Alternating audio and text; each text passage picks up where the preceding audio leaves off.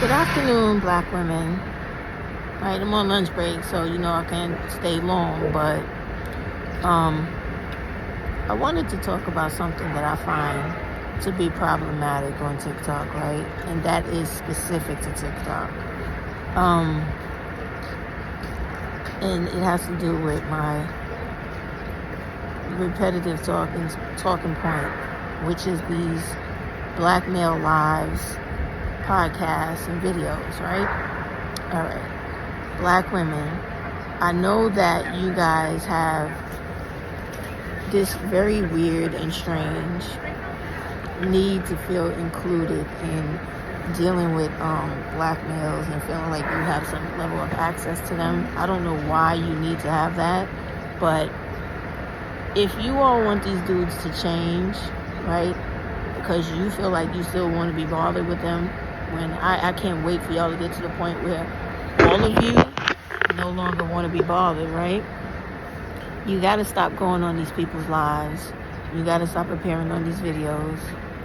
You really have to stop trying to argue the point of them trying to bash or disrespect black women, because that's the only way they know how to communicate about black women. It's the only way for them to get attention, and the only way for them to make money off of these applications. And you already know this. You know that anytime they put up a salacious heading about black women to promote stereotypes that they mostly have created to attempt to dehumanize us, bash us, and to keep our image sullied and pretty much gutter level, so that other people in society treat us like the shit underneath their shoes and don't want to respect us and do everything to want to hurt us, because the defamation about our character and image is being torn down so much by these dudes that people in society feel justified to do the same thing towards us because they see these black males doing it. So the way that you truly stop the bad stereotyping and imaging of us is to completely separate yourself from those black males who are constantly always trying to talk down single mothers, our black women attitudes, our intelligence level, our initiative to do better in life, to have more than they do, to not settle for domestic violence, black femicide, the trafficking of our little girls done by these dudes on a regular basis, and to, separate ourselves from the overly black male worshiping and overly black male identified women. The only way you stop that shit is actually to stop participating in it. They can't have lives and their channels don't go viral and etc. if you are not participating in that shit. Because even if they have men and other men that watch them, they're not going to take off if the women are not there, which helps promote them. All right, okay. So stop doing it. If you care about how people view you, you care about your own image the way these black males do, which is why they're always trying to tear us down. Because you have to be clear about something. Their position in life is to leech off of black women. If black women are not in their lives to provide them money because they don't have none, houses to live in, apartments to stay in, black women's cars to drive around, free sex, free labor, and when they're these undercover, creepy ass fucking child molesters coming in your house and access to little children that they like to have sex with, this is what they live for. So when you take all that shit away from them, you get it to the point where they either have to stand up and take care of themselves or completely just fall. And I wish y'all would just collectively get to the point where you stop supporting them and recognize their super codependency on you, treating you like a human crutch or a pair of crutches in life because they can't stand up and do shit on their own. Once you stop allowing them to live successfully off of you, all their real true colors will show everywhere all the time. And that's the only thing that's going to liberate you from them.